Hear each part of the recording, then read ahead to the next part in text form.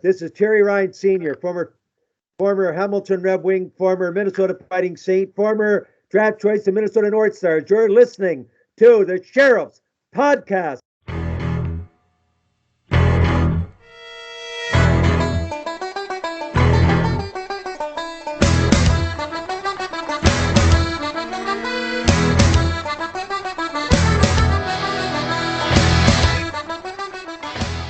Welcome, everybody, to an exclusive episode of The Sheriff. Guys, today I have a real-life legend. And ladies and gentlemen, every pro hockey player has a favorite time in their careers. My favorite time is when I crossed the pond and played for the famous Belfast Giants. Ladies and gentlemen, from the moment I arrived, I heard about a legend that had played there before. The first hard man in Belfast Giants history. He's a true legend, but could also give you a point per game with a body check guaranteed.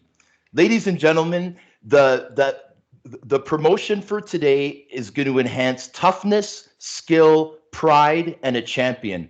Ladies and gentlemen, without further ado, Paxton Schulte, how are you doing this evening?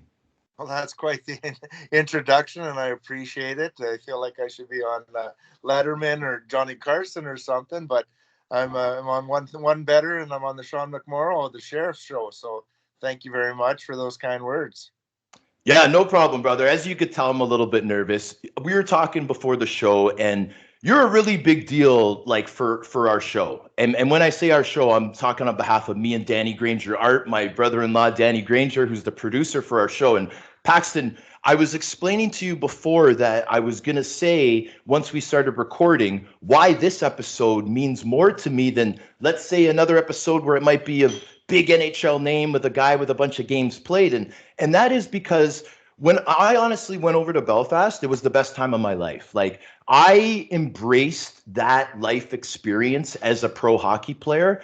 And the best thing about it, brother, is the fact that we had the exact same role. So I know what you did. You laid the seeds for a hard man, which they call over there, is a tough guy in North America. You laid the seeds for the tough guy to be such an important part of that team because you really made a mark the first year they were in existence, man. And that was all they had to go by. So from that point on, the magnified glass that was on the tough guy was incredible because Paxton Schulte was an all-star tough guy from the beginning.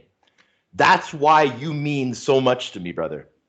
Well, it was definitely an honor to be over there and be part of the beginning of such of a great thing. Looking now, we see 25 years plus back or 20 years plus back, and it's amazing how the game itself, the players have evolved, the media attention, and going over there, like I said, you're looking back, and I don't know about you, but there's not too many bad things you can say about that other than the small fridges maybe.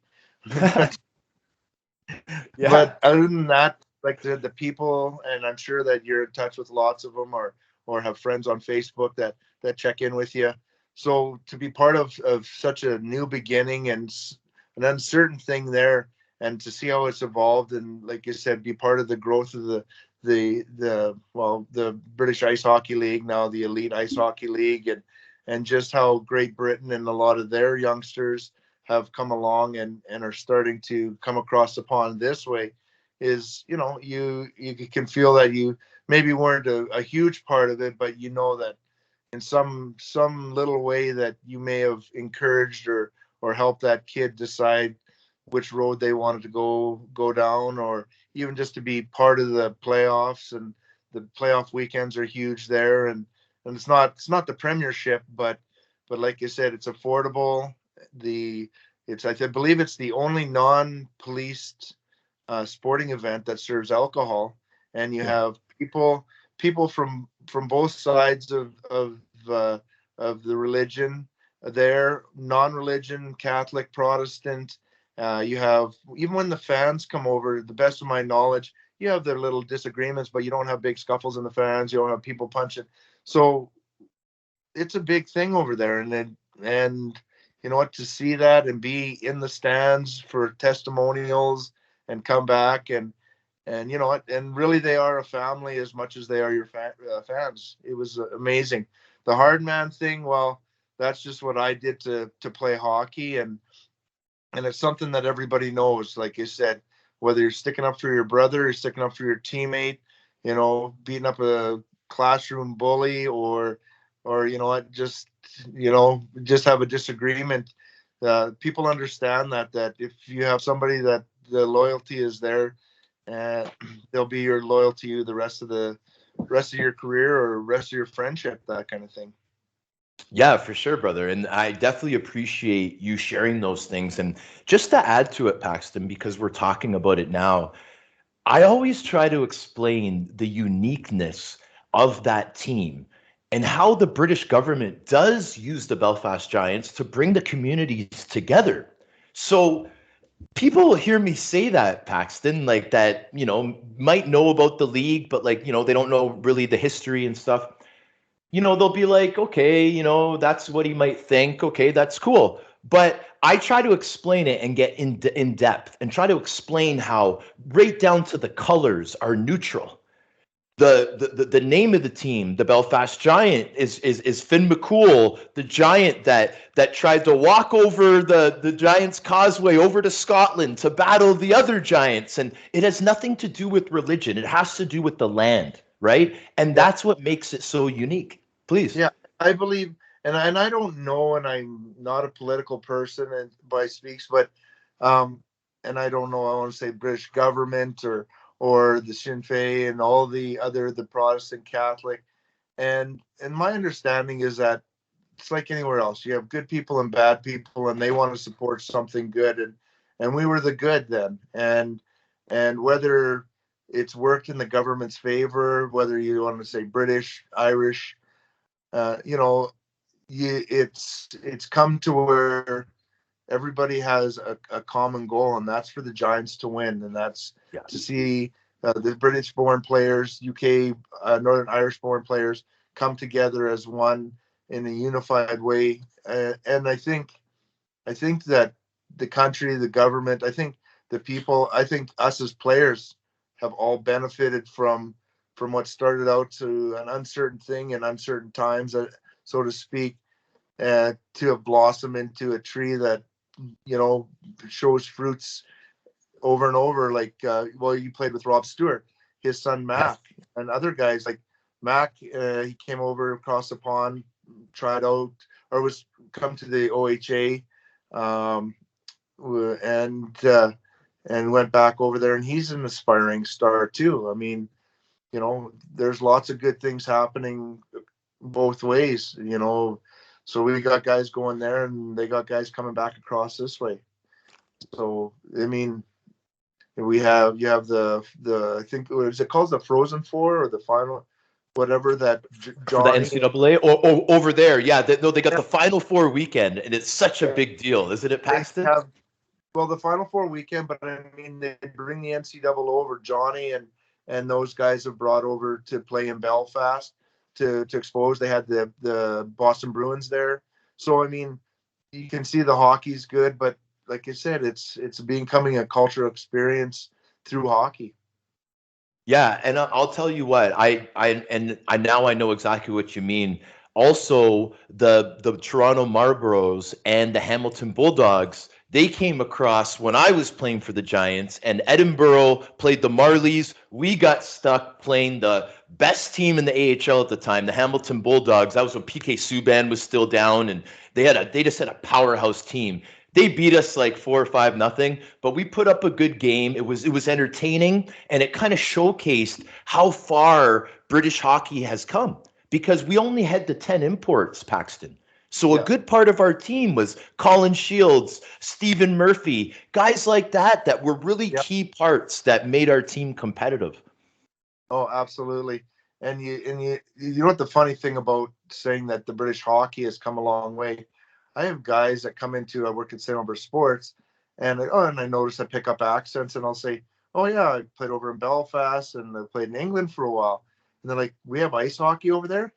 And so even at the time when they were there, which is even 20 years ago, like it's become, and because they still had Sheffield, Nottingham, uh, Cardiff, Ayr, Bracknell. London, Bracknell. That's where I played for 2.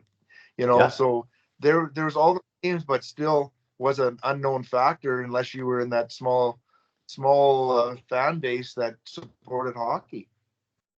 Yeah. And the interesting thing is, Paxton, what I wanted to ask you, because we're 10 years apart. You're a 72 birth year and I'm 82, right? So you were there literally in 2000, the first year. I was there the 2009, 2010 season. So we were 10 years exactly apart. Now, when you were there, it was the Super League at the time. Did you guys have a limit of imports or was it as many as you wanted? I think we had to have, at the time, it was 5 British-born players, and the rest could be imports. So we had, only one that come up, I think Kelman and Ward were for sure. I think Hody might have had a passport. Maybe Stevens had passports. I was Stewart there at the time? We would have been a British-born passport. And then we had, I want to say, Majimsi, trying to think, Morrison, Mo.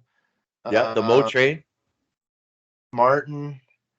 Maybe it was only 3. We had, I think maybe it was just them 3. Maybe it was the 3. They were the 3 Belfast-born boys to lace up for us in the Giants. And then, we played most of our games away for the first till December 2nd, which was our first home game. Scored the first goal in the Odyssey. First 2 fights, got kicked out. So we lost 2-1. My sister had never seen me play pro hockey. She come over. She got to see about 7 minutes of hockey playing, and then I was sitting in the stands with her. So it was it was a great evening. We remember that evening and the hype behind it, and just how things have gotten better. At least looking at the crowds. I said I don't do the numbers thing, and I'm not running the team. But as far as people and players and the championships won, I think they've built on that first season. Yeah, no, for sure. But the interesting thing is how successful you guys were from that first season. Like I'm looking at it right now. Like you guys had a winning record the first season, right? Yep. And so that must have been a big hit with a new team being a winning team. And wait a second, these guys can actually duke it out like bare-fisted. Like that's, the talk in the pub must have just went incredible when people first found out about the Belfast Giants. Well, you talk to people, and until they got into the building, they didn't know anything about it. Once they're there, you couldn't keep them out. And to be successful, knowing what I know about the Belfast people now, I believe that they would have supported us had we not won a game all season, as long as we were trying. I think they have a good sense of loyalty to the community so if you're giving everything you got, they're going to help you out as best they could. If you need $10 and they only have $9, they're going to give you $9. They'll give you everything they have, and I think in return, at least the group of guys we had there in the first couple seasons, that I was there, and like I said, we go down, we meet up, we go to people's houses, we do visits to the schools on our own, such things like that. We gave back, but I don't think what we got in return can ever surmount to what the people gave to us. It was amazing. I mean, I don't think if I went over there now, I'd probably never have to pay for a drink, and I could probably live at somebody's house and be okay. It's just, it's just amazing, the reception and the fighting. Like you said, we had myself and Bowen, and then finally I got Cruiser, and because I'd go into London and he'd have Banks and Nightcar and Bezo and all those guys. Yeah. And so you have 2 fights. So you knew even if you fought twice, there's still going to be somebody out there. And it was just, it's wearing, and yourself, you get older and younger guys they're older there too. But when you're the only guy doing it, it makes for a long day and a long season. That's for sure. Yeah, it definitely does. And like the thing is, Paxton, is like the story I started to tell in the beginning of when I first got to Belfast. Like I was just so amazed with how rich the history was, how proud the people were. Like these are people that, like you said, like don't they give you the shirt off their back, but they are a proud bunch, right? Yeah. They can entertain. It's so easy for them to have a good time. I'm like, wow, now I understand this whole Irish influence in Canada. Like now I get it. Like I'm getting it right from there, The right? And I loved it. hardworking, loyal people, like you said, if you give them everything you have, they're going to give you that and then some tenfold back. It's like you said, we talk about the hockey but with and this goes for just about anywhere. If you don't have the people, you don't have hockey. So it's like which came first, the chicken or the egg, right? Yeah. Without the people in the town, there's no Belfast Giants. Without the Belfast Giants, there's no Odyssey and the Belfast Giants. But I believe that the people, them supporting us those first few years, which were definitely harder, especially on the finances, the people would support it. But I know with the lots of talk when I was there, and I think things have changed. Is the shipyards, they didn't get their ships, and that was a lot of their, guys are unemployed or making minimal. So even a £10 ticket, which is a good price. Well, if you don't have £10, you don't have £10. If it's a £50 ticket, £50 and they come to the game, that's fine too. But they gave everything they had to make sure that the Giants stayed there. Yeah, and like the year that I came, it was the 10th anniversary, right? And there was so much pride in the city.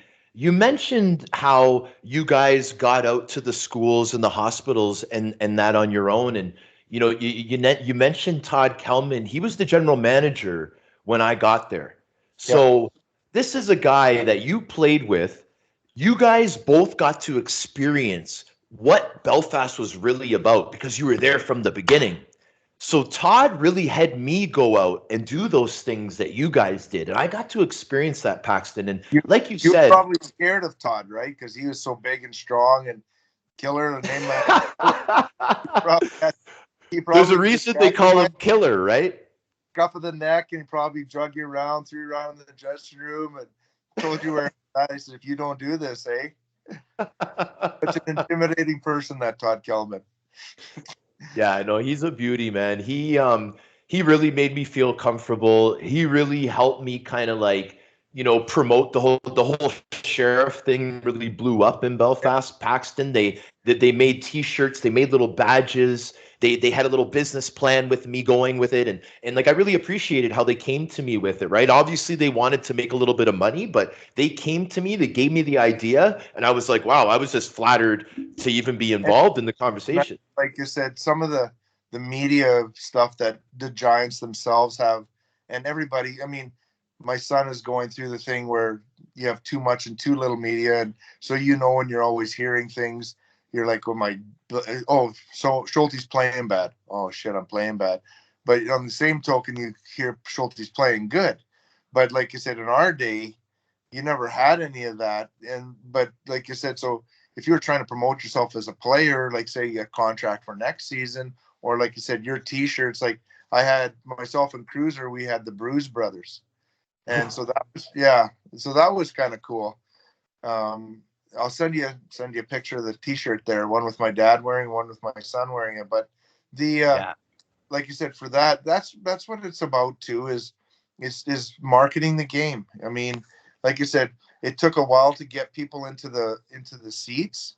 I used to go to David Lloyd's, and I'd hand out our free tickets and stuff like that. And people were always weary about coming, but once they got there, they're like, Pax, do you have any of those free tickets? I'm like, yeah, a couple. And then eventually they start buying them. They take their friends, they grab beers, and then they'd head out afterwards. And at the time, there was a handful of bars at the Odyssey there, and the Hard Rock and Seven, and I think Precious, I think it was called. So there was places to go out afterwards, have a Chinese and go there, and they had the bowling alley, and obviously Jimmy's Rockies was amazing too, right? Yeah, Rockies was amazing. Yeah, Jimmy was up this past winter seeing his dad, so he stopped in, caught one of my son's games, and we had a talk, and yeah, it was good.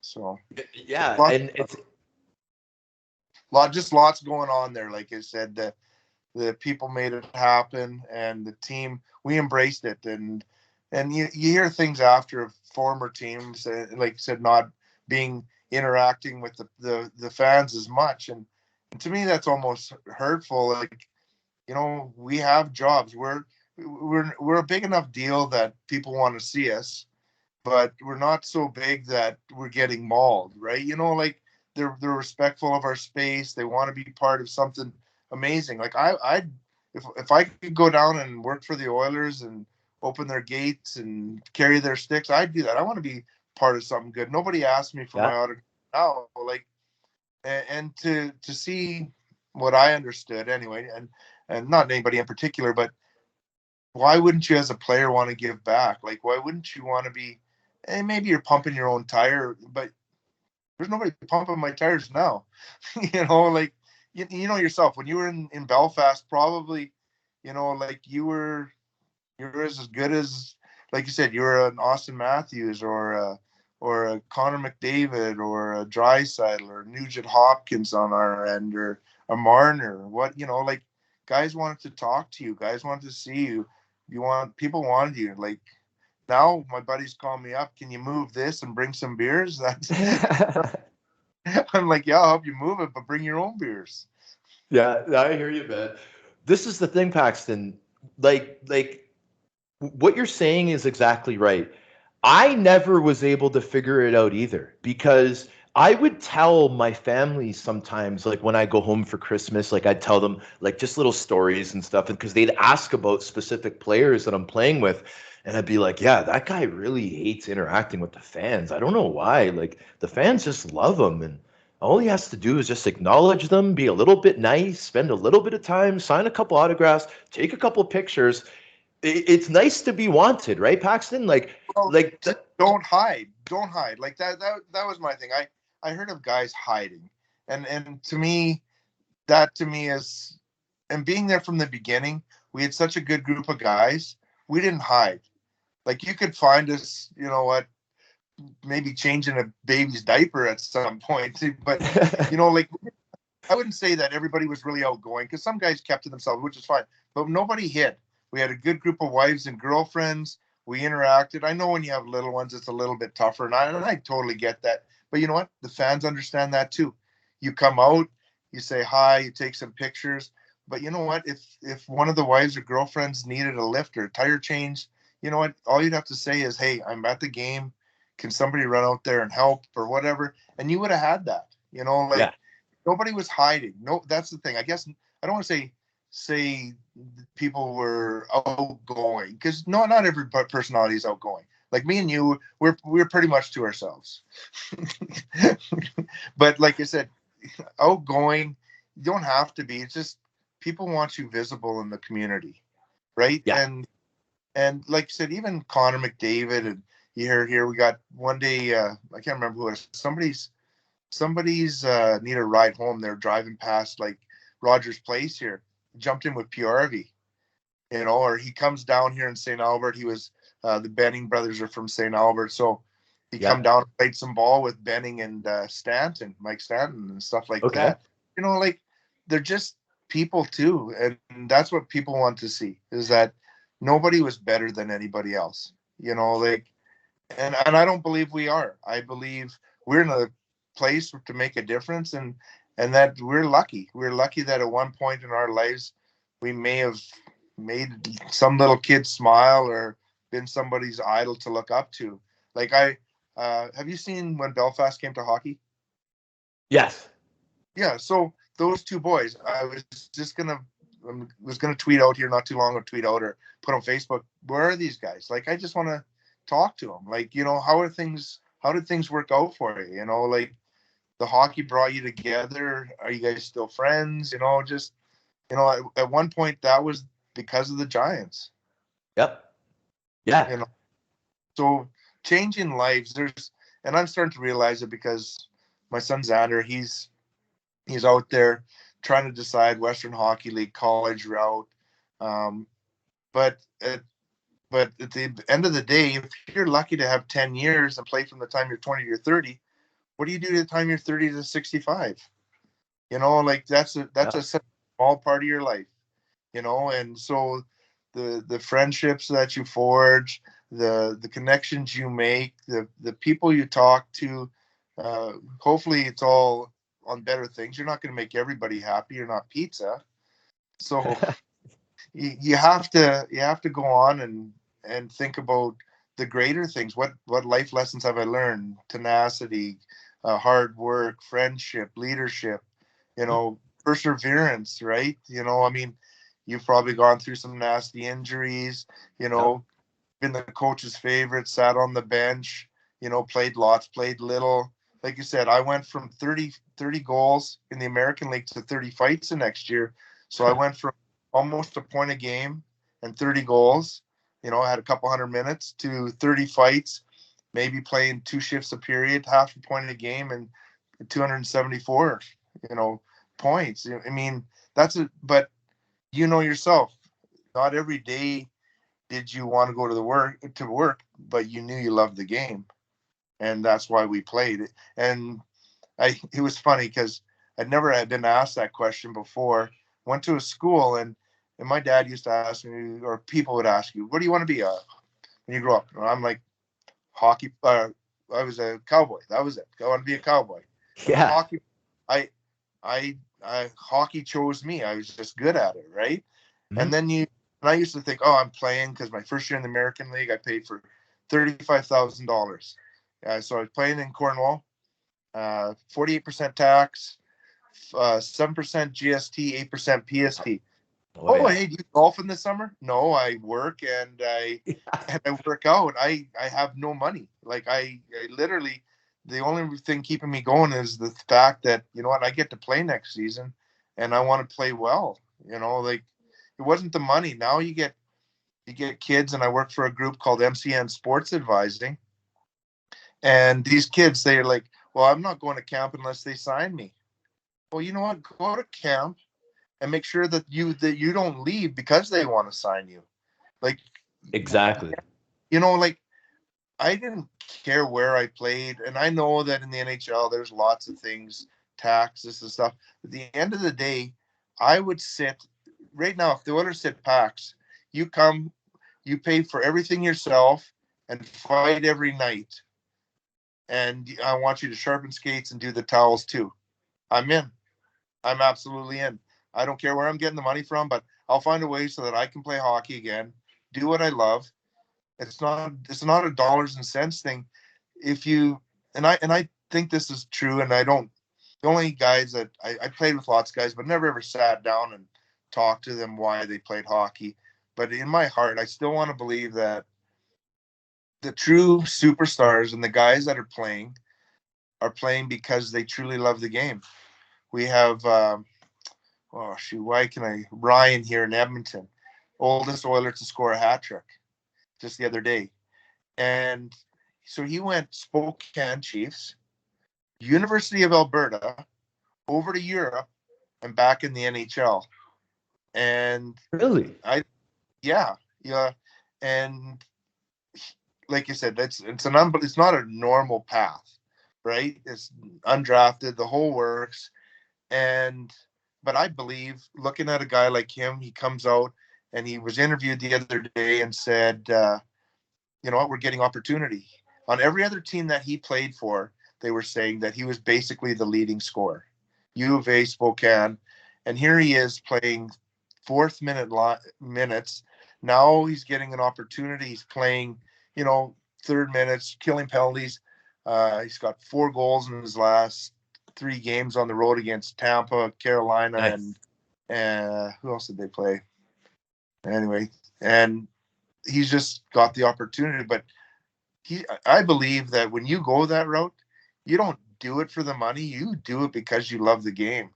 I want to think that Joe Sakic and Sundin, and I believe Crosby and McKinnon, those guys play it because they love the game. You mean, yes, do you want to get paid for it because 10 10 years is you have to make the majority of your money. And I get that. Don't get me wrong. But when you're saying you need $10 million a year for 10 years, $100 million, I can't buy that many shoes. I don't think, like, Yeah. at what point is too much, right? Like, where do you get a bunch of guys, say in Tampa, that say, you know what, collectively as a group, let's all take a little bit less, play together a little longer, and win Stanley Cups. 32 teams now. Like, you could play like Ray Bork. Like, you look at him. How many years did he play for Boston? Finals. A lot. Never win. I think 22 years or something, or I think whatever. so, yeah. Won a Stanley Cup with the Avalanche. Like, it would have been a pity to see a guy like that go without. But you know what? That's going to happen. Some of these guys, you see, I think it was Edmonton when they went to Game 6, they could have won the game. They were 30 seconds away from winning it, the series or whatever. Or it turns around. Now, some of those guys, that's their last season. They've never seen a playoff or a cup final ever again. You can be 30 seconds away from something and not know it at the time. Like, how many times do you look back and say, had I trained a little bit harder, had a little bit smarter, you know what, maybe focus a little bit more offensively, or my skating instead of, throwing my fists, or, you know what, been on time to something where I wasn't on the bubble. No, 100%. 100%, Paxton. And the whole Belfast Giants talk, dude, I embrace that with you because I just love talking Belfast Giants with you. But I can't wait to hear the timeline. Like, we got some AHL to talk about, man. We got to go all the way back to the Sherwood Park Crusaders, my man. That's a long time. My son was. I know. And we're talking because he plays U18 triple St. Albert Raiders here. So there's a lot of alumni that come out of here. One off the top of the head is Nick Holden with Ottawa right now. His half brother Jack is actually the coach here, and he played here in St. Albert. And I think I played here 33 years ago, where my son is playing. So what does that tell you? How old am I? We're all getting old, Paxton, man. But the good thing is, though, is he home now? Yeah, he is. Awesome. Yeah, he's definitely dropped in on this interview. When we get here, come in and say hi to the sheriff here. How you doing, young fella? Good, you? I'm doing good, buddy. Hearing a lot of good stuff about you, man. Keep up the good work. Thank you. Awesome, buddy. What's going on tonight? Just had practice, came back. I'm just going to study for my math test tomorrow. You're the perfect dude, man. Keep up the good work, man. Thank you. No problem, buddy. You're raising a good one, buddy. We'll see about that. Yeah. Makes bad tonight. Yeah. No, I trust me. I got some questions. We're gonna talk. We're definitely gonna talk about him for sure. Now, I got a question for you. I need to know how you pronounce your hometown. Onaway? Is that how you say it, Paxton? Onaway?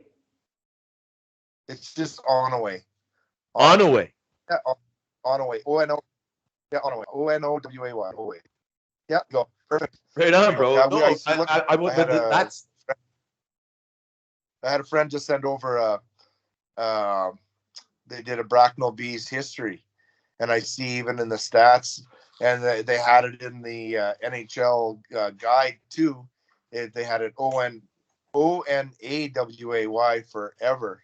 They spelled it with an A as opposed to an O. So it's always one of those things. And then when I was in Cornwall, may or may not have helped me, they pronounced my last name Schulte. So the French thing may have helped me, may not have helped me. I hear you. No, I hear you. So now, what's the population of Onaway?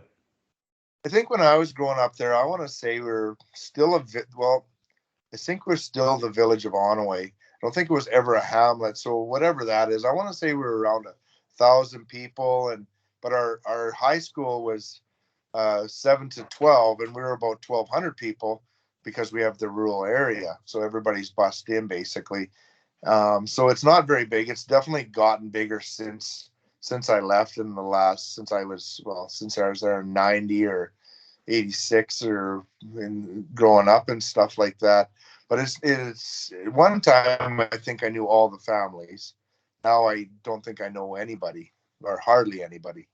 I'm sure they all know you though. You know what? It's funny. I mean, the people in the hockey probably know me so much or know my little sisters and stuff like that. And I mean, not like you come into town and says the home of Paxton Schulte and Troy Burke, my cousin. We're both drafted by, I was drafted by Quebec. He was drafted by the Avalanche. But I mean, the hockey community and, you know, the friends and family and extended family. I mean, we know, and you know who's who, and we're not far down the road from Calhoun, from Craig Burby and Frankie Banham and a few guys that come through there. And then being in St. Albert, like you said, you see Jeff Sanderson's, he's been in his grappa. You talk about Jake, who's amazing. You got the Matt Savoys and different guys like that. So, I mean, being close to Edmonton, it's hard not to run into anybody. Tage Harding, just drafted out of the AJHL, played with his dad. His dad, Mike, played over in Ayr and in London. He's drafted by Chicago. Byram, he played in Ayr. His son, I believe his son, who's playing with the Avalanche now, is Bowden, I believe, Bowden Byram. I think he was born, I want to say he was born over there when his dad was playing. And his dad, cool. Shit, hard. He's not really a hard man, but he's one of those sleepers, and we've all run into those guys. Yeah. Solid guy on and off the ice, and don't know his son, but his son is a hell of a player, that's for sure. Yeah. So now, Paxton, this is what I'm very interested in, brother. Okay, so now, did you grow up on a beef farm? I grew up at the time. We were dairy and we had beef. So we were mostly dairy. We milked the maximum of 50 cows at the time. My dad, no word of a lie, first 10 years he was there. He bought the farm in 71, turning 72, and he never missed a milking. So that's morning and night for 10 years, 365 days a year. And then he became a county councilor, employed my uncle, and so he helped. So then we went from dairy and beef, sold the dairy. He asked me when I want to say I was still playing. I don't know if I was in Bracknell or just into Belfast. He says, do you want to do the dairy? And I said, if I'm going to do anything, it's going to be the beef. So the dairy he sold, went into the beef, had a few bison, buffalo, and then he had bison, buffalo. Then he got rid of all the buffalo or bison, got rid of all the beef.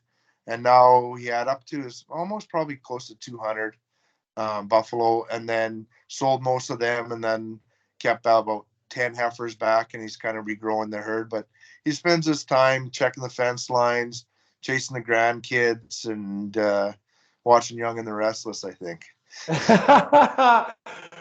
What's your father's name? My dad is Jim Schulte. He's Jim. I call him Big Jim. Okay, so Jim, Dad. Big Jim. Okay, so now that leads into this question: how big is Dad in his 5'9", prime? In his prime. 5'9", 5'9", forearms like Popeye. Really. Well, when he was going to school, when Grandma and Grandpa had the farm, he, I want to say, and I don't know, I don't think he exaggerated, but my memory's not very good. I want to say he milked 4 or 6 cows before school by hand. And then he had 3 younger siblings, my Uncle John, my Uncle Frank, and my Auntie Deb. And they each did a cow kind of thing. But Dad was he's the big brother, right? So, like I said, lots still falls on his shoulders. You probably saw it on my Facebook there. I wished him his happy 70th yesterday. And yes, if you read the clipping, happy birthday. If you read the clipping there, my Hall of Fame dad, Jim Schulte, Captain Jim Schulte, standing directly behind him is Glenn Hall. So Okay. Glenn Hall is from Stony Plain, close area here, and Dad played for the Flyers. And Glenn's sons both played there, I believe, and his nephew. And so he came back after playing his 600,000th game in a row as a goalie or whatever it was. And they did a charity game. And so Dad, at him and knows him a little bit through his boys and his nephew. And like I said, there's a rich history there too. He played junior when Junior B was big then, and he had an opportunity to go to the Oil Kings, which was the WHA at the time, and like I said, he had to make a choice: the farm or his career. Which is, like I said, at that time it was hard for anybody to make make a living at hockey, and he chose to provide for his family and like I said, hard work. Like I told you, I work for that MCN sports advising, and my thing is I ask kids, and your parents worked hard. I'm sure my dad worked hard. I'll never work as hard as him or my grandparents. So I asked these kids, I said, did you work hard? Oh yeah, I worked so hard. I said, well, did you homestead 10 acres and provide for your family in the winter? They're like, oh no. Well, then so I think my work ethic, I think I got from my dad, and I'm lucky enough that my son gets to go out there and spend time on the farm and see Grandpa still working hard at 70, and Xander can pick up a sledgehammer and drive a pound of post or stretch some wire or shovel some shit nonetheless. And yeah, Dad is 5'9", about, I would say he's probably about $185, $190 when he's in shape, and he's built like he was. I have a picture of him and my sister, and they're lean, and I'll send you a few of those, and you can post them with the podcast. So you can say, well, what do you look like? Well, that's what he looked like. And it's Captain Jim? Did I hear that? Well, at the time he was the captain of the Stony Plain Flyers. Yes. Yeah, so I believe the first 2 years that they were in existence, he led the team. 70, I want to say 70, 71, and 71, 72, I want to say that he played there. I want to say that was him, that he played and led the team. And yeah, he's just that guy, right? Just, like I said, worked hard, had good skills, and that's what you knew, right? You knew hard work. So would it be fair to say that the theme of today's episode, which is toughness, skill, pride, and champion, that started with Jim, came through Paxton? And my mom, like I said, the first year my parents bought the farm, my mom would drive. They had 2 school buses, drive school buses in the morning. Then Mom would work at CIBC from 9 to 3 or whatever it was. Then drive the bus 3:30 and drop off kids. My dad would drive the school bus, then go home, milk the cows, do all the chores, then drive the school, then milk again, and then drive the school bus again. I remember, and like I said, my dad will tell me my stories are off, but my mom at the time, which doesn't seem like a lot of money nowadays, $100,000 in the hole. But you think in 1972, that's like, 2 million, 1.5 million now, right? And her being so just defeated. But they worked hard. They had my dad, when he bought the farm for my grandpa, my grandpa paid him $50 a month while he was buying the farm. What do you do with $50 these days? You take your wife out for dinner and hope that you don't have to tip? Where, McDonald's? Yeah. You know what I mean? I know. Like, what do you do with $50? Like, you had nothing new. Like, I remember, like, Dad, like, we had a mix mash of wrenches growing up to fix everything and anything. Going to neighbors to pull parts off of old things to hopefully they worked. Like, there was no let's just get a new one. It was, how do we fix the old one, or how do we get through to we get paid so that we can, like now a stick is $359. Luckily Xander's not super hard on sticks, but he breaks them just because they break. And like you said, for the most part, a $359 touch added to anybody's budget these days, unless you're a super lucky 2-income family, that you do. How do you work around that? Exactly. And I'm so glad to hear you talk this way, Paxton, because I'm pretty deep into like the way that you look at things and different angles of situations. Like I'm a big believer in the law of attraction.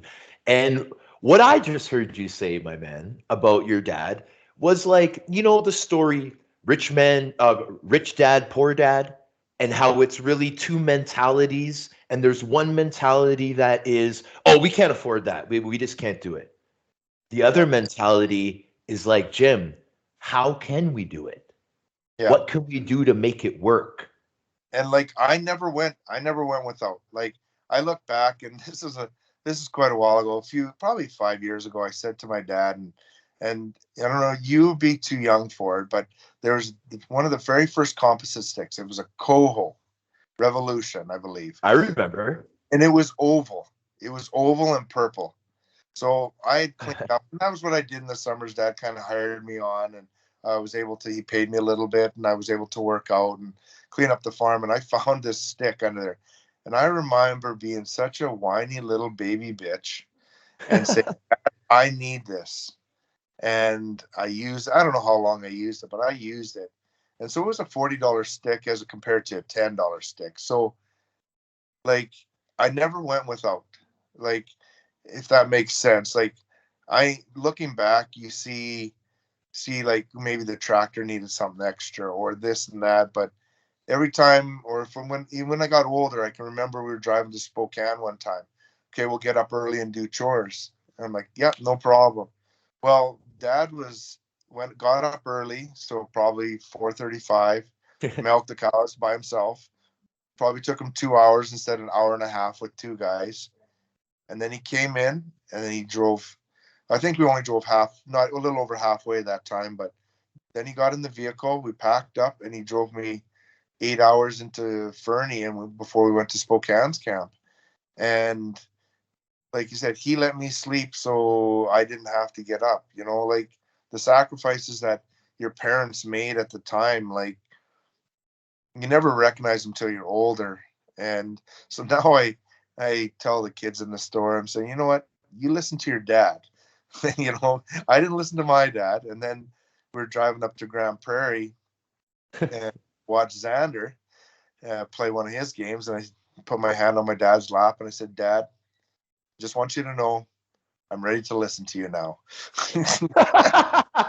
Hey, better late than never, man. I He guess. probably he probably loved it.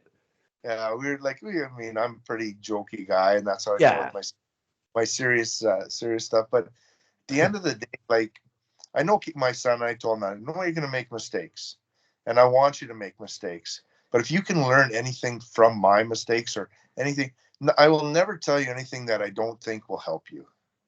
Like, and if we just do that, like I said, everybody has an opinion, but there's always going to be there's some things that are black and white. 2 + 2 is 4, right? Is this headboard behind me gray? Well, it's maybe gray, maybe has a little bit of black in it, right? There's this discussion, as long as you're accepting the other person's, point of view, like, what do they say? Say a wise man, I'll get this wrong. Something about a wise man, smart man knows the difference between right and wrong. A wise man knows when he should open his mouth or keep it closed. Yep.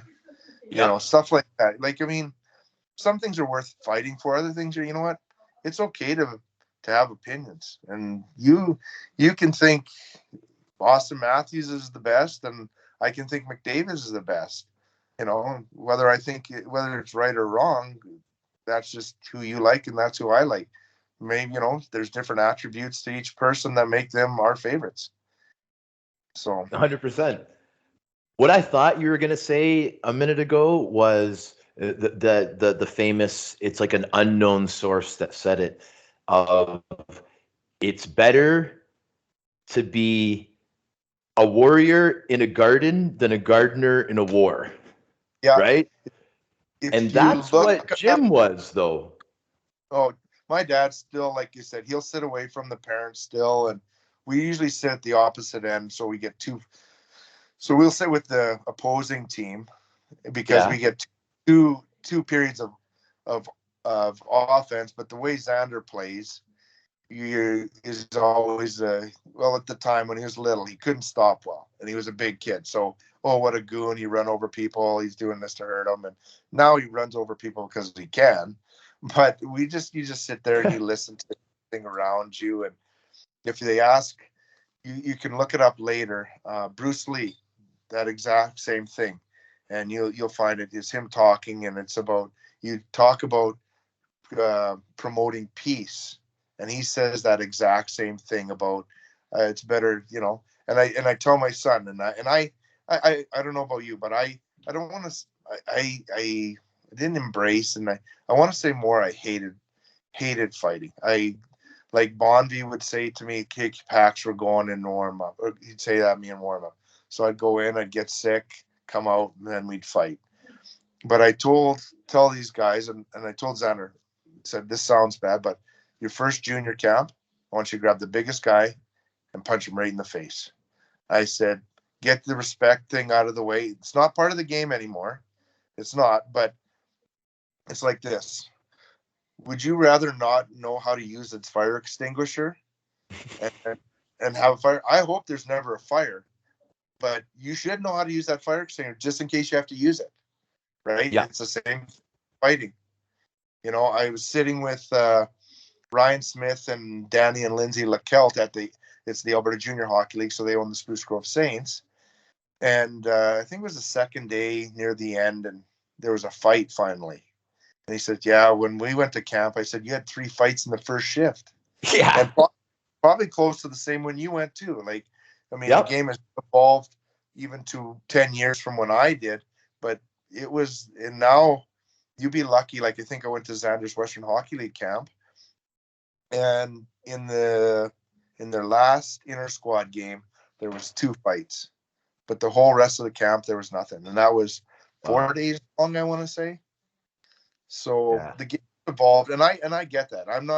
I never intentionally injured somebody, but if I was hitting you, I was trying to make sure your sternum touched your spine, and that I punched you so hard you never wanted to fight me again. Like, I didn't care to fight. I would rather go out there, play the game like it's meant to be played, blocking shots, looking after your teammates and scoring goals, right? But you tell me now, with the unfortunate Ukraine-Russia thing, nobody's going to launch a nuclear weapon. But if U.S. didn't have them, then who's going to rule the world? Or if Exactly. Russia didn't have them and U.S. did, like I said, yourself, when you're on the bench, or if I'm on the bench, or there's, like I said, you had a Semenko, a McSorley, you had a Tiger Williams, a Bobby Probert. You know how much, even like me, when I got Cruiser on my team, I grew another 6 inches. Oh, yeah. Yeah. Oh, yeah. I was so much tougher then. Because you know what? I knew I didn't have to fight every night. And that those guys knew that if I was fighting, there's a good chance that they were fighting Cruiser too. Yeah. And then everybody has that mutual. Then you can go around, play the game hard, be respectful of the game, and still be fierce, and have an entertaining game, and everybody's happy, Whereas one person being a schoolyard bully, right? Like, everybody's afraid. Everybody, even your own teammates, are like, yourself. And I've done stupid things. I'm sure you've done stupid things on the ice where you're like, oh God, Paxton did something stupid. Now we're all going to play. Or Sean did something stupid. The sheriff did like, now they're just going to come after me. Like you said, who were your goal scorers when you played there? Okay. Colin Shields, Stephen Peacock, they were the top British guys. We had Jeff Swez, was probably our main import. Yeah. So if you went after their guy, their goal scorers, or did something stupid, there's going to be retribution. So you made sure you played the game hard. You looked after, a clean hit. Most guys, a clean hit is a clean hit. You might expect a clean hit, but you're not going to get anything dirty, right? And that's how it should be played. Yes. Now, Paxton, this is the thing, though. I'm hearing you say all this, and you're absolutely right. The thing I need to point out, though, is that you, my friend, are an extremely good hockey player. Like, I got to talk to you about like you coming up through the ranks here, bro, because you're a pretty big deal. Like, I want to go like I was saying in the beginning. I want to go all the way back to Sherwood Park. Now, when Okay, you were let's playing start in with Sherwood Park, and I'll try to stay on. I'll try and stay on some kind of road here instead of getting off these tangents. oh no, buddy, Have no, like that was perfect. we'll It was have perfect. 15 episodes with Paxton Schulte. I would love it. Sherwood Park. How old were you when you played on that team? Now, this is before the Yeah. you of So Dakota. 89, 90, I would have been 17 years old. That would have been my first year of draft eligibility. So we'll start back a little bit further so you can see, because you won't know this, no stats. A few people know this. So my last year of Pee Wee at 13, I played midget D in Onaway. What? So I'm playing with 16 and 17 guys turning 17, guys turning 18. When you were 13? Yes. So we were the first team out of Onaway to go to provincials. So we had some, and this will be politically incorrect for it was good for the time. It's probably so we had headbangers, we had nerds, we had guys that had never played, druggies, whatever you want to call them. But whatever reason, we worked together. We had a couple guys that had never played together before. One guy that couldn't skate. But however, and my dad, Big Jim, coached us, took us all together, and we became the first team to go to provincials from Onaway. But Wow. so from there, I went to Edmonton, where my mom gave up my guardianship. She cried the whole way there and the whole way home to my auntie. And she even asked me not too long ago, she said, would you have been mad at me had I not given? And knowing what I know as a parent, I said, absolutely not, Mom. I know you wanted me at home. But anyway, so I played in the city, played Bantam Double A, because they found out that I moved to the city to play Triple A. And so they put me on the lower team. We finished, I want to say, last in the league, and I still finished top 5 in the scoring. I was going to say, you must have lit it up. And then the next year, coming from Bantam Double A, out of 100, you were allowed 3 imports at Raiders, where Xander's playing now. Out of 100 guys, as an underage 15-year-old who had played Bantam Double the year before I made the team. So I went there as a 15 and 16-year-old. Actually, I made the team as a 16-year-old, and then I was driving. So it was an hour and 15 there, an hour and 15 back. We had like 10 o'clock practices. I'd get home. I was doing my matriculation, my university NC classes, because scholarship was something I'd thought about, didn't know anything else. And I ended up one day, talk about it like anything else, and I've said it before in some other interviews, put up my hand in Mr. Roslick's class. I said, Mr. Roslick, can I leave the room? He's like, okay. And he had been a teacher for me and know my parents, dad on the school board. My aunts and uncles. Went out into the hallway, absolutely started bawling. So, and I suffer from depression. So at that time, looking back, that's kind of was the first of it. So I ended up actually quitting hockey for a couple of weeks after making Sherwood Park, the Crusaders Tier 2 junior. And then I went back to Major Midget, and played there as a 16-year-old. Had a good season. The following year, I went and played for Crusaders. So out of North American skaters, I was rated 63rd in the draft in the hockey news when it was paper. When there was a paper. Yeah. And so I had a really good season there. Then I got a scholarship to North Dakota. That's what I was going to ask you. So you got a full ride to North Dakota? Yeah. And then I went there. We had 7 freshmen, thinking that I would play lots. Right. That year, I didn't play much. I think I had 5 points in 3 games at Christmas when the rest of the guys went to the World Juniors. Greg Johnson, Chris Gottsman, Marty Schreiner, Brad Bombardier, I want to say. Those guys all went. So I got to play a significant amount more. So I had like 5 points in 3 games, and I had 6 all year. And so when I talk to these guys that I mentor with MCN, I say, when I was at North Dakota, I was the coach's favorite. And they're like, well, how do you know? I said, I sat beside him the whole time. So I hear you, man. I wasn't actually rated that year in the draft at all. So my 19-year-old year, Brian Maxwell, probably the coach I learned the most from, him and Jacques Martin, came to me. They had a protected list at the time, 50 men, and then you have 3 college guys that you can continue to protect. And they said, you know what, Pax, we want you. They had just won the Memorial Cup. And you know what? I thought I didn't have that much fun at college. Looking back, obviously an education would have been great. Can't look back on all of that. And I went and I signed with them and ended up being their leading scorer as a rookie. So I come out of there, rated 38th in the draft. And they opened it up that year to the to 18, 19, 20-year-olds. You could get drafted round, and the Russians. And I ended up going 124th. So from 38th to 124th. And like I said, I showed Louis DeBrusque one day. Actually, we saw him in Cabela's. Do you guys have Cabela's down there? Yeah, we do. So Cabela's. And I had skated with Louis in the summers up here just in passing because it's, hockey community. And I introduced him to my son, Xander. And he was talking to a friend. Oh, hey, Louis, how you doing? Blah. And then we saw him again. He goes, shit.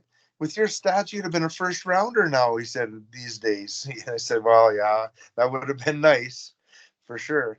So, I mean, and I don't generally talk about myself, but you asked, so this is your fault. Hey, man, listen, I thought, we're celebrating your career right now, buddy. You're a legend. And Paxton, you're humble. I like it. I like your humbleness. I didn't really fight until I got to Spokane. I fought a guy named Kent Staniforth. So he would have been probably, at the time, my understanding, was one of the toughest guys out of the East. I believe he played in Moose Jaw. Okay. And he absolutely destroyed me. And so I said, my Brian Maxwell takes me aside and he says, Pax, we got to teach you to fight or you're going to get killed. And then from there on, I think I probably won pretty much all my fights through the Western Hockey. I wouldn't say I destroyed guys, but I didn't lose any handily. Other than Cale Hulse, a lefty, he opened me up for 16 stitches. And then Jason Bowen come off, who ended up being my roommate and teammate in Belfast, spun me around after I clobbered a guy in against Tri-Cities and spun me around and popped my helmet off and opened me up for a few on the top of my melon.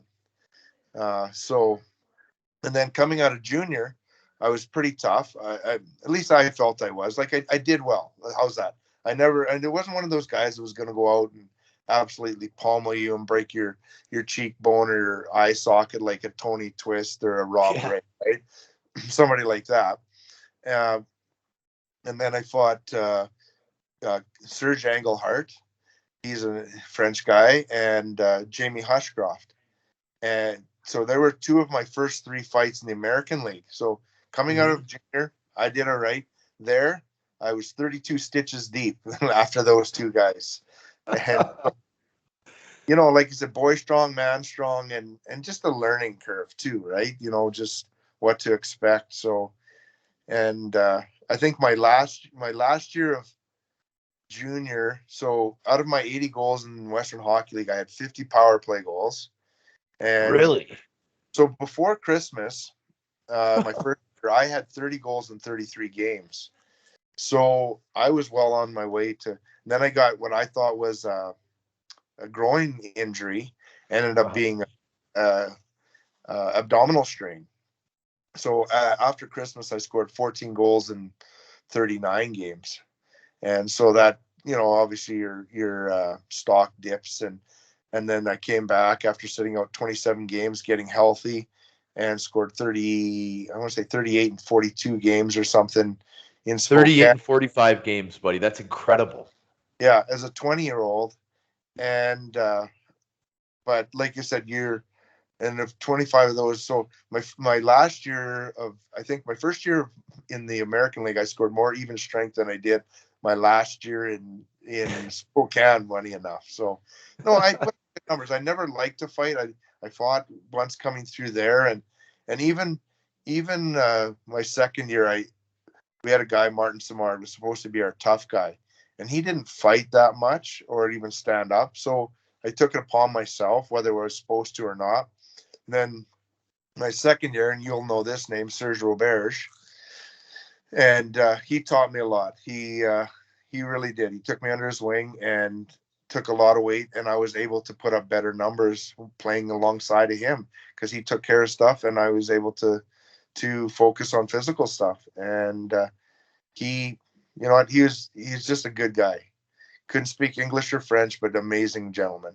So Sergi paid the price, and he did his job well. He was tough. I think had he been able to skate better at the time, I think he would have rivaled guys, not points wise, but toughness wise, like Bob Probert, you know, coming through during his era. He was just that tough. Him and Ryan Vandenbush, another name you'll probably know. Those guys, I them kick the shit out of each other for probably 2 minutes straight. They beat each other up for a minute, then they pulled off their jerseys, and then they beat each other up for another minute. And I don't mean just hugging and wrestling, but absolutely destroying one another. So yeah, dude. I had Bushy as a special guest on the show, and he went through some of those fights in detail, Pax. Man, oh man, is it entertaining hearing it from the source. Oh, and if I'm being totally honest, like, and I did well. Like I said, I never beat up guys. Like I fought Cairns, Worrell, Oliwa, Baumgartner, you know, like guys that were legit. Like, I mean, yeah. And I'm not going to lie. I'm going to say that I'm probably, other than Tony Twist going to camp with, I'm probably pretty happy that I never had to drop the gloves with Ryan. Like watching him pound for pound at 5'11", you know what? He hit as hard as anybody that I'd ever seen fight. You know, like you like I said, you talk to him. So, and probably seen his fights. There's probably more of his fights because he played in the NHL a lot. But he hit guys hard and took punches. Like it's one thing to throw it. I've seen guys that could throw hard punches, but you hit them in the right spot, and they're next thing you know, they're pulling you in tight, grabbing your pants and throwing you on the ground. I mean, we've all been right. You know, like I fought when I went back when Xander was born. I fought a guy. What was Ryan's last name? He played for Colorado. It'll come to me. And he hit me so hard, probably the hardest I've ever been hit, square in the nose. And I just pulled him in and said, I can't do this anymore. And he said, okay, we're done, Pax. You know, just legit. Yeah, Ryan Tobler. Okay. Yeah. Yeah. And never been hit so freaking hard in my life. And just, you know, where you get sick to your stomach and all the energy out of your body is, you know, like I've never been knocked down or knocked out, but like I said, that was hard. Like he hit me hard. Like I'm just glad I didn't go to sleep. He stunned the heck out of you, I'd call it. Oh, stunned the heck out of you. Well, that's like, well, I don't know if you've ever had Georgie on yours, LaRock. Yep. But George is so funny, man. He is. So I think he was in Hamilton. My second year, maybe his first year, because he's a little bit younger than me. So I didn't know he was a lefty. So I grab him a little bit too high on the shoulders, and he pops me with the left. So I push him out. And he looks at me. He goes, "You okay?" I'm like, "Oh yeah, I'm good, George. Thanks for asking." So I'll Facebook him now and then. Actually, he was supposed to do at my second wedding. He was supposed to. We tried to get him as a DJ when he was still up here in Edmonton, but he was booked for the weekend. So talked to him a little bit, and he knew who I was, and obviously I know who he was. He had an outstanding career, right? Yeah. No, he's a character, man. I actually touched base with him recently because of that whole Sean Avery stuff, right? Because like George loves to get the media going. Oh, I have one wish that an ECHL team will give me a 1-game contract so I could fight Sean Avery, right? The media went crazy. March 12th, right? March 12th. I think that was the date on his. Yeah. So, yeah. And just the stuff like, and you know yourself, a true tough guy, the guys that I believe to be true good guys are probably better people off the ice and more likely to do something for you than, like, and I don't know Sean personally, but he just seems not somebody I'd want to be put in. Like, if I'm a tough guy, I don't want to say that he's a tough guy too. If you're a tough guy, I'm okay with that. I'm okay with saying I'm tough like Jordan. I like you said, when people call us goons, like, you can skate, you can shoot the puck, right? I played with guys that we would call up, and 3 years before they were playing roller hockey and all they were doing fighting, drinking 2 liters of Mountain Dew before the game, not wearing elbow pads. And, that's, like, we had one guy, and I won't mention his name because, I mean, he had intent, right? But staring down Dave Brown when we were in Quebec's camp, thinking that he's going to get it. Kid couldn't skate, worked hard, but that's all he could do. And I admire him for believing in himself and going that way. But like, just to fight, like you're touching on, like you said, and I'm happy, because there's so many guys out there, they talk about their fights, and I'm not belittling anybody that had to fight, because we both know that it's an ugly job. Like I said, I would go into London and know that good chance I'm fighting twice and there's 3 guys. I don't know who they are. Or you going in somewhere, you're the only tough guy that night. You got 2 of your other guys are out for suspensions and a broken knuckle.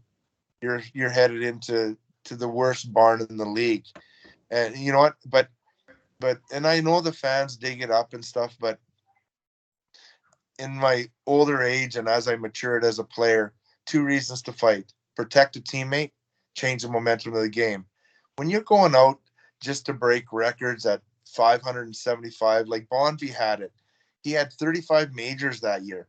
I had 29 and I only had 274 minutes. Like, Wow. like Bonvi, and I admire Bonvi because you know what? He played the game. He played it hard. We're all, I wouldn't say limited skill, but we all had our own skill sets. And that's what he did best. And he took it right to the NHL. Good for him. But like you said, when you're going out just to break records, the most fights, like if I have to fight once and I'm Ryan Nugent Hopkins to protect McDavid, that's just as valuable as I don't know, Cassian going out and fighting 10 times now in the NHL to change the momentum of the game, because it's not in the skill set. It's about how you've helped your team, what you've given. Like if you're not a fighter and you give one fight, well, you've given 100% more than what you have. If that makes sense. If you're a guy, totally. If you're a guy that's supposed to change the momentum and you don't, and all you have to do is go out and throw a hit a game or 2 hits or 1 period. Like, realistically, even a skilled player to throw 1 hit a game or 1 a period, that's 20 hits per period. You know how much that changes the game? Like, Photo plays like he's 6'4". We had Archibald here in Edmonton. Like, those guys, they were momentum changers. And like you said, what my dad always said, a bump to a big guy is a bruise to a little guy.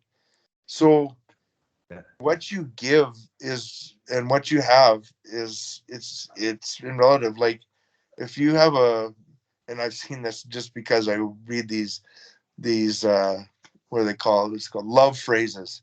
So a millionaire spends $10 on you to buy you roses, or a guy that makes $10 buys $10 to buy you roses, right? They're the same roses, but who's given more? Who's given more at the end of the day, right? Like, you've played with guys that you want to lean on, but they got a heart. Like, there's probably guys way more skilled than you or tougher than you, but didn't have the heart. Yep.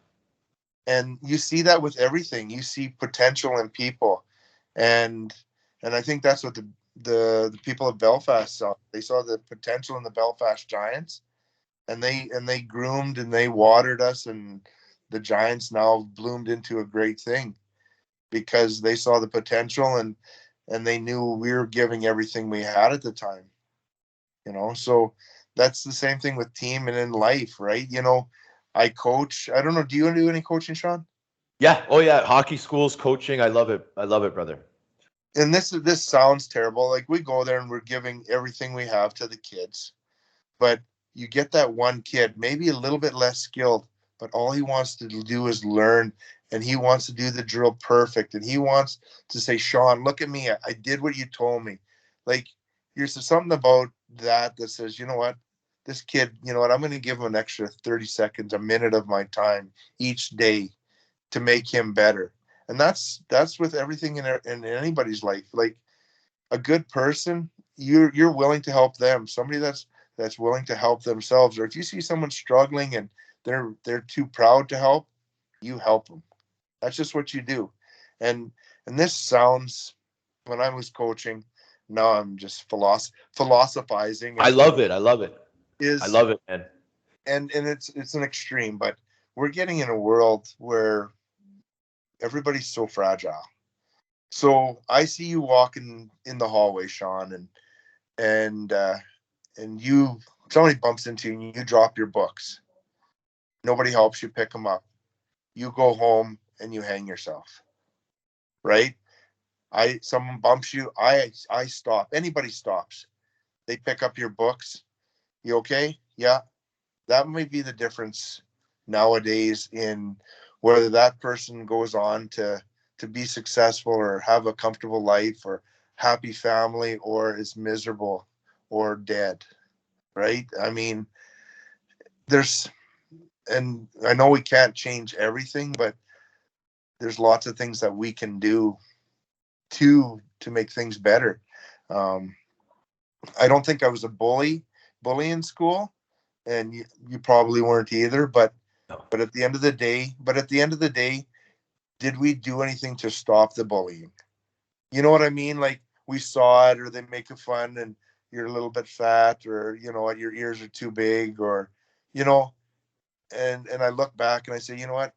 I could have been a better person, but now going forward, we can. And I still make mistakes. I'm not saying I'm perfect, or I want anybody to go out there and pretend to be Mother Teresa or whatever. But like, pick up a piece of garbage or open a door, make somebody smile once in a while. Like, I say something inappropriate that makes somebody chuckle. I mean, it's gonna happen. I mean, I'm not perfect, but in the right crowd, you can say lots of words that make people smile. Absolutely. And Paxton, another thing I just want to add to that is also leading by example. Like, think about some of the things that we spoke about in this episode within the generations. Mr. Jim, your father, sets this example. Hard work. Dairy farmers are the hardest workers, period. We all know that. Dedication, drive. He has a son now, Paxton, that changed the lives of thousands of people in the UK, brother, especially Belfast. The way people look up to you, man, the novelty of Paxton Schulte, the legend himself. Guys imitate you. Guys play hockey because of you, man, right? And that's from Jim, and that's setting example. And I just really wanted to point that out because it's such a beautiful thing. Well, and I go over there, and I'm lucky, like you said, I'm lucky to be recognized, and it's I guess at the time you never think how much it outreaches. Like, my cousin walked into to a his bank, and a friend of his has a Paxton Schulte Belfast Giants jersey. A guy I worked with in Onaway, his sister dating a guy in Leduc who drank with me in Belfast that has a Paxton Schulte jersey. Like, you don't realize that. One of the scariest moments of my life in Belfast. I'm not drinking. Open containers allowed over there. So I want to say a couple guys from the team and a girlfriend, or a couple friends and their girlfriends. Can't remember exactly who was with me.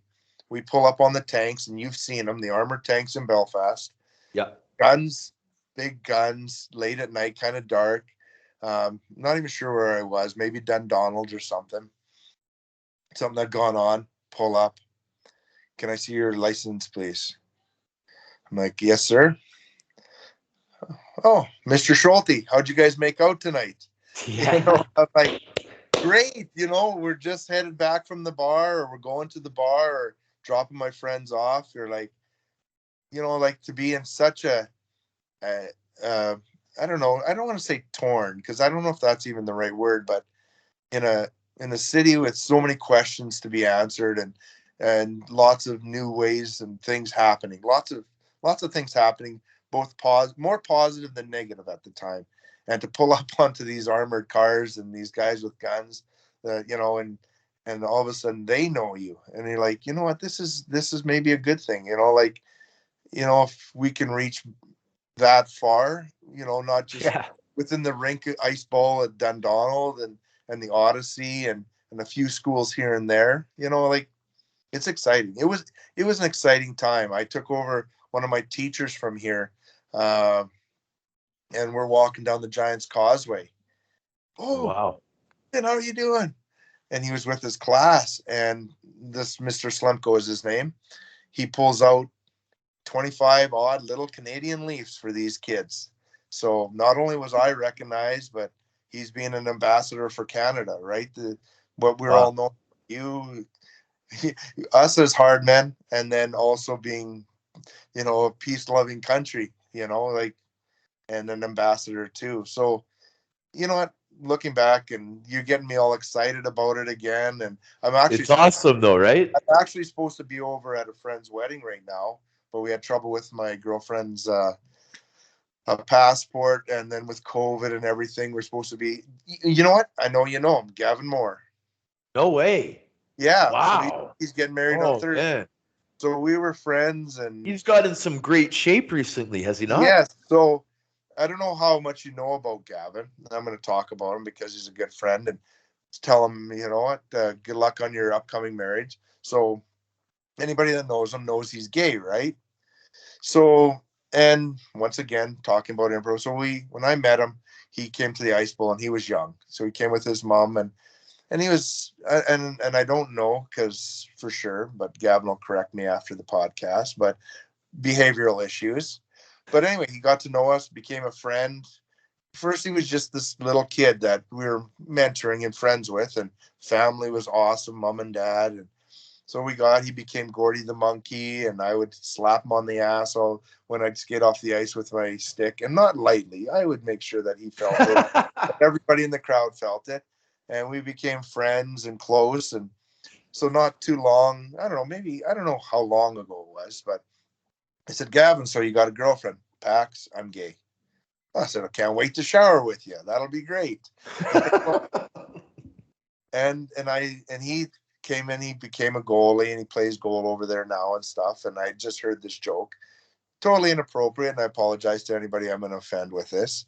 But he said, Gavin, what's the worst thing about being a goalie? He says, I don't know. I said, telling your parents you're gay. He said, and so anyway, but we've had a close relationship, and he is literally like a brother. But those are the kinds of things you forge over there. You change lives. He's a well-adjusted human being in a loving relationship, and I wish I could be at your wedding, Gavin. And just everything, you know what? The people, like I said, you hear people, and you, like I said, you know, he's gotten in great shape. Like I said, we don't talk about Gavin the goalie or Gavin the fan. We talk about Gavin, our friend. You know? So those are the things you forged over there, is the friendships. We started it. You were part of it. Hopefully it continues on to be as big as the next thing. You know, maybe someday there'll be an elite league playing against the likes of, I don't know who, you know, some of the elite Swedish leagues and stuff like that, right? You know, like, you know, like the possibility is great. I mean, Great Britain's coming up in the ranks, and in the Olympic standings, the IHF, the good influx of the teams from here, you know, the Malamo, like you said, play against teams like that, or any of the Danish or Swedish elite or Finnish elite league teams. Like I mean, we've been in the Champions Cup and did well, and so the sky's the limit for that over there, and to have started it and to be part of it, you know, it's amazing, you know, and where are we going to be in 25 years? Like everybody's, oh, where's your son going to be?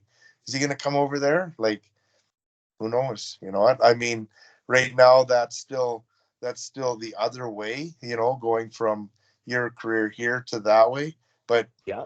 how long before you're going to say Max Stewart, you know, drafted, or Max Stewart playing in the Western Hockey League, or Max Stewart got a scholarship, or, you know, there's other kids I don't know, but you know what, they have a strong teams over there and going forward.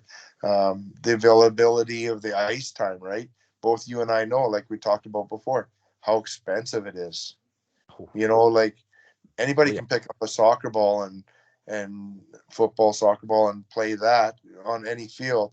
But unfortunately, hockey is not one of those sports. You need ice time fees. You need the rinks themselves. You need uniforms. You need, you know, and I don't want to say I'm rich by any means, but it's definitely a more wealthier person's sport, and it's unfortunate. Like, I mean, I know there was times, and I look back, there was kids that probably had given the opportunities that you or I were given, probably could have forged a little bit further in their hockey careers, you know.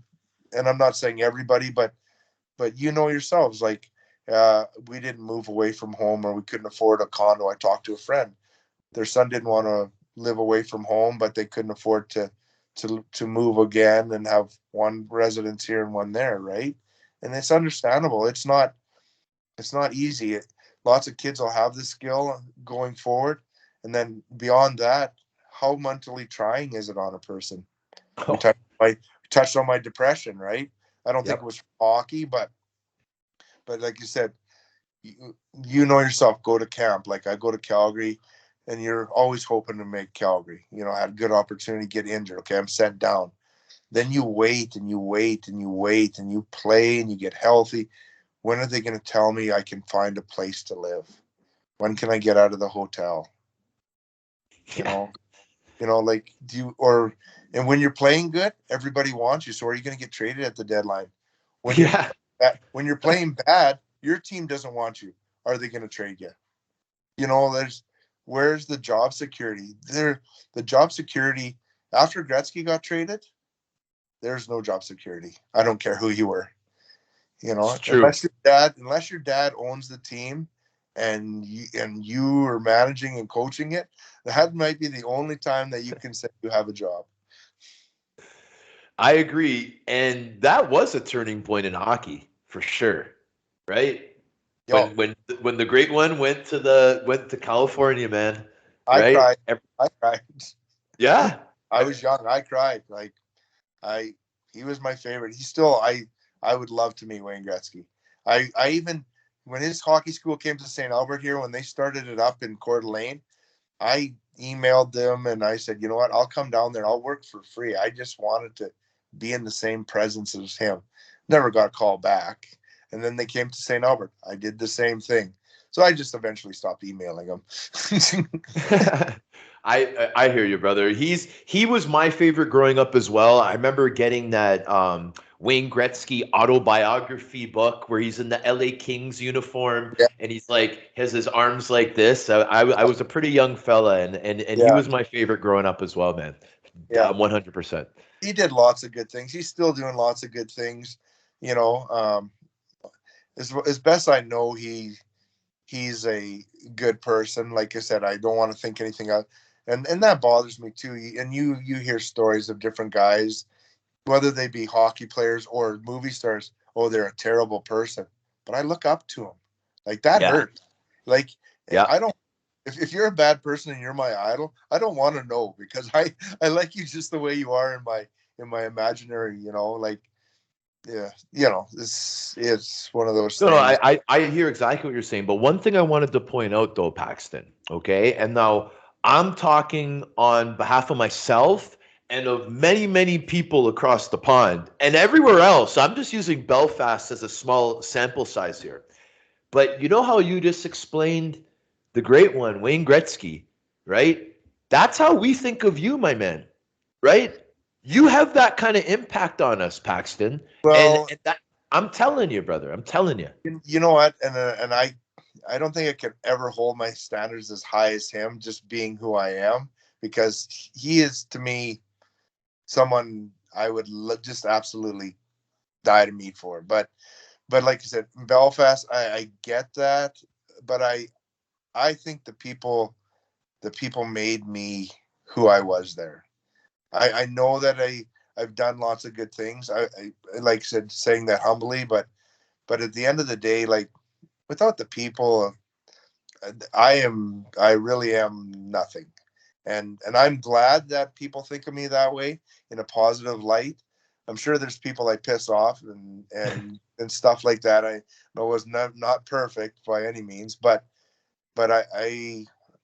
it's definitely a good feeling. Let's say that. Like I said, I'm humbled by your words and other people when they talk about me like that, but it's hard, because when you, as a kid, being in North America, having the NHL guys and knowing what high standards you think, and being untouchable, and I think maybe that's why, I went to an Oilers open practice.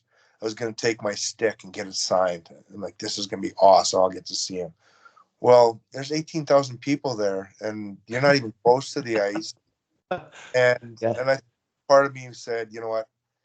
And not that anybody there ever treated me bad, but I always knew that I wanted to be somebody that, if somebody looked up to me, I could at least shake their hand. Or, like, got a chance to, Tretiak dropped the puck in London once for the Russian thing.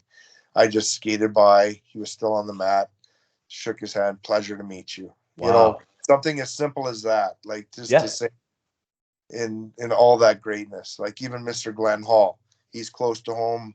My dad, was briefly coached, I think, a little bit from him, played in a game with him. I know one of his sons really well, Lindsay, and it's just, like, he's just a farm kid too, right? He's, when things are asked of him, you know what, you do what you can.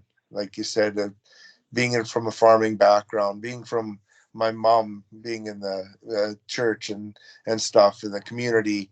And when people ask, like, I tell mom, you can only give so much. Like, you can't spread yourself thin. But you know what? Somebody's tractor breaks down. Everybody in the community goes over and does what they can. So So awesome. just being accessible, right? Like, if you asked me tomorrow, could you do another one? I'd be like, okay, how about another one? Oh, sure, why not? Like, why wouldn't I? Why wouldn't I want to talk about good things and just reminisce? That's the good thing about working in the sports store, is it's just a giant locker room. Yeah. I don't always talk hockey, but talk about baseball and how's, the Blue Jays, they did well this year. Very well. Like, oh, I'm not a curler, but I see Canada, they did well, and so on and Yeah. so forth. Or, oh, where do you live? Oh, I'm up at Westlock. Oh, I got cousins in Westlock. Yeah, what are they? Oh, yeah, I know them. They're good people too. Or, oh, yeah, they sold me this. Or, yeah, I bought a cow and it died. I hear you, man. And you have no idea how much I appreciate this small talk, Paxton. And like, I'll tell you what, man, for a guy that, and like I said in the beginning, I've heard so much about, heard so many hands-on stories about that you were involved with the story, all this. And then now I get to talk to him. It's like I've known you for so long, right? Yeah. And now it's all coming true. It's all coming to light. These stories you're telling, man, they're priceless, Paxton. I appreciate it so much, man. I can't even imagine what the listeners think right now, man.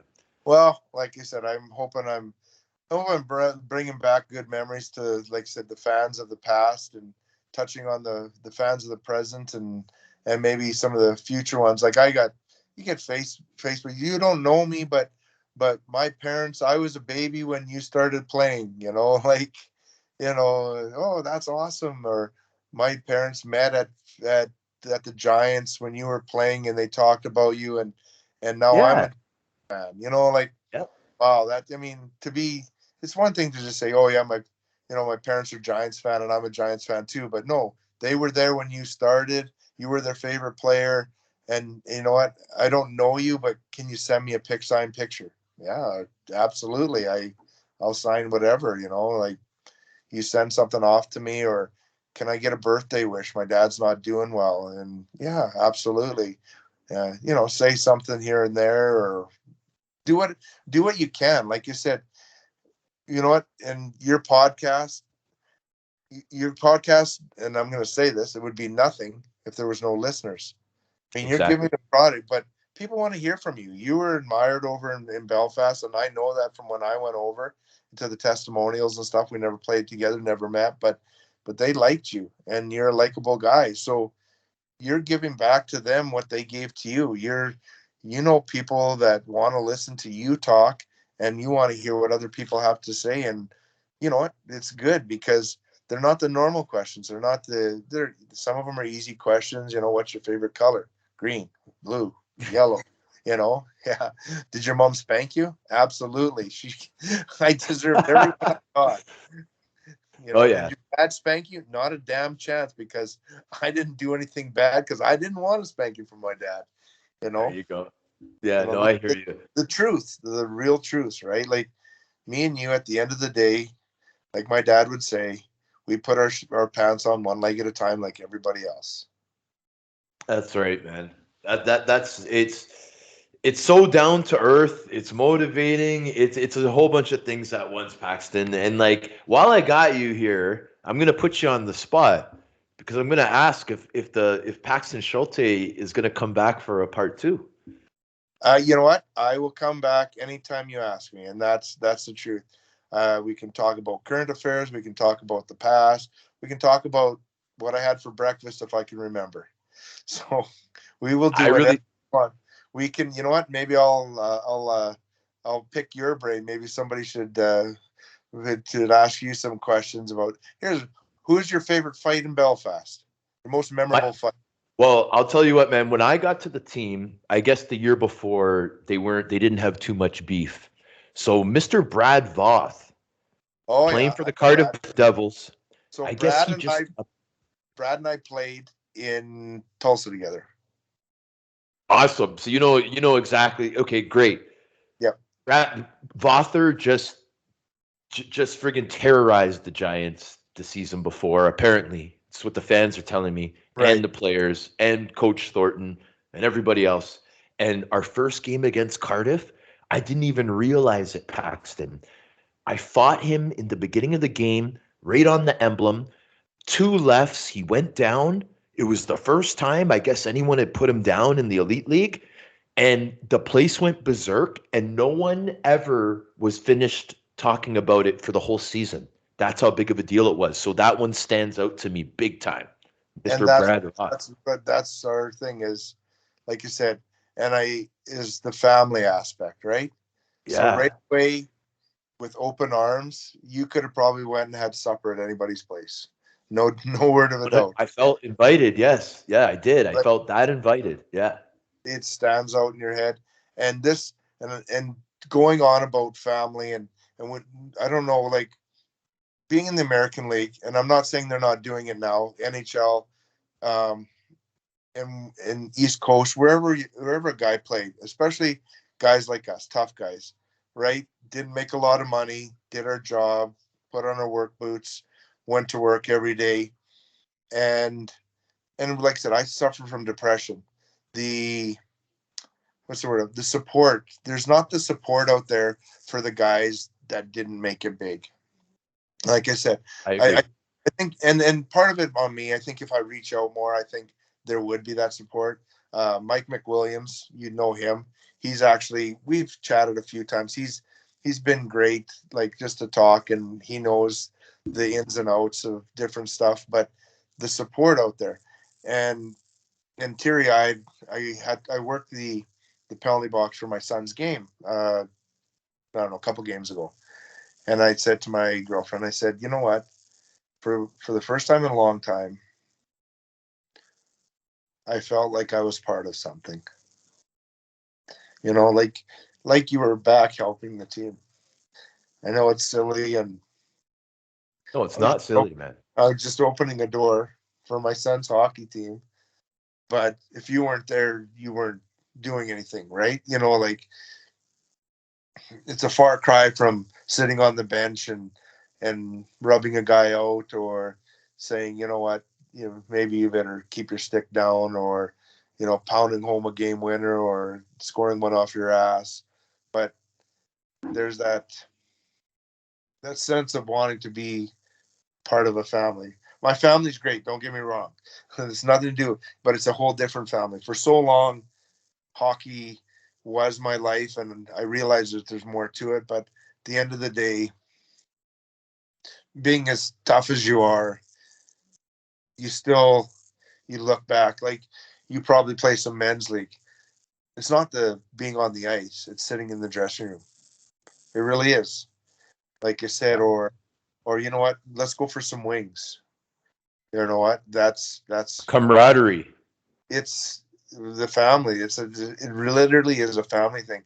And being in Belfast probably felt the strongest, like, both on and off the ice. Like, anywhere you went, you were able to help someone or be part of something, right? It was such a growing thing, both in the communities, the city itself, and on the ice and in the Odyssey.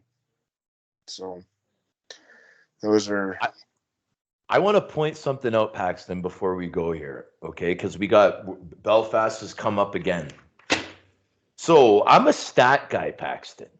And when I saw the 4 years that you played for the Giants, and then I looked down and I looked at your last season with the Belfast Giants, 54 games played, 21 goals, 30 assists, 51 points.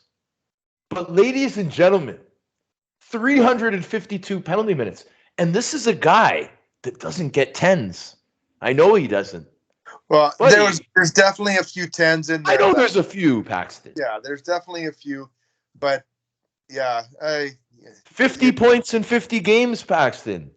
50 points in 50 games, Paxton. I was very positional. I had lots of help and lucky too. I mean, you okay, so I have some skill, and I and I fought a little bit. And yeah, it's not, tens, like you said, when we were in the Western Hockey League, there was no tens handed out. There was a few, but it's just, like I said, that's how it worked out. That's what had to be done at the time. Like, maybe I would have had the same amount of points with less penalty minutes, or vice versa. It's just, that's what the doctor prescribed, and that's the doses I was giving out. So yeah, man.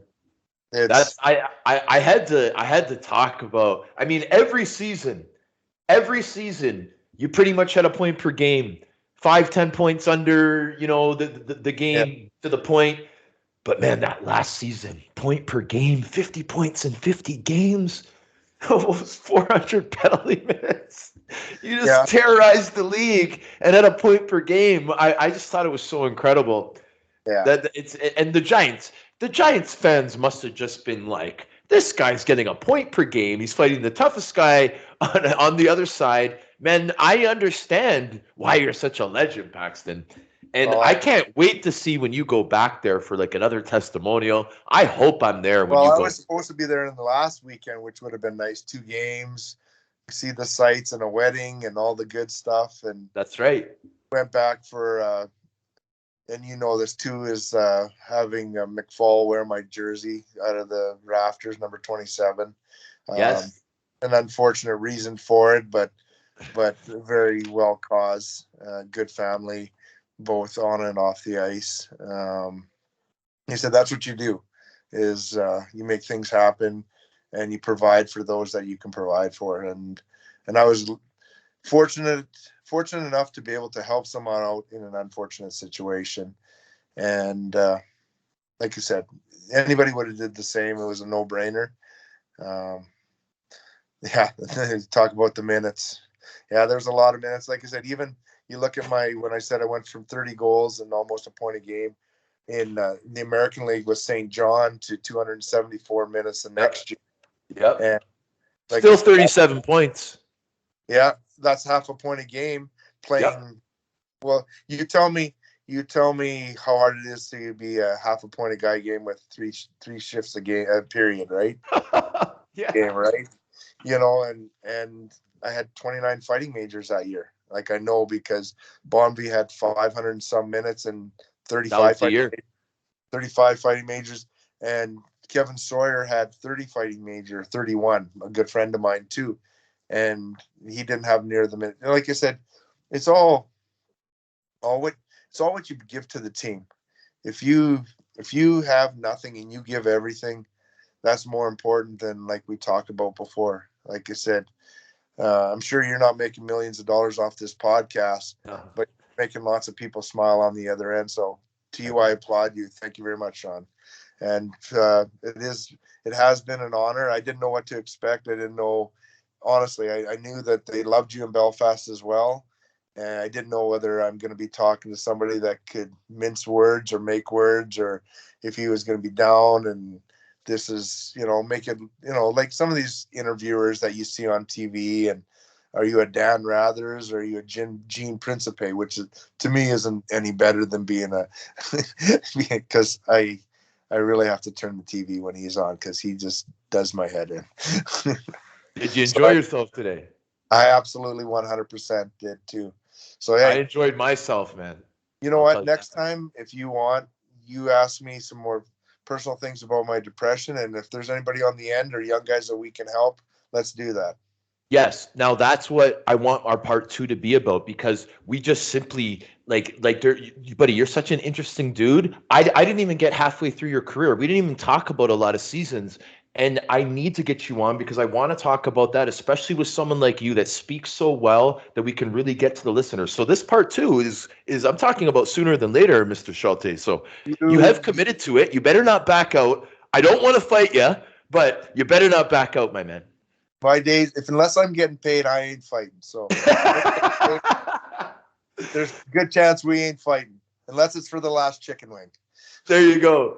Mr. Paxton Schulte, I want, while you're still here, I want to thank the listeners for tuning into another episode of The Sheriff. Guys, I hope you guys enjoyed this as much as me. This was so incredible.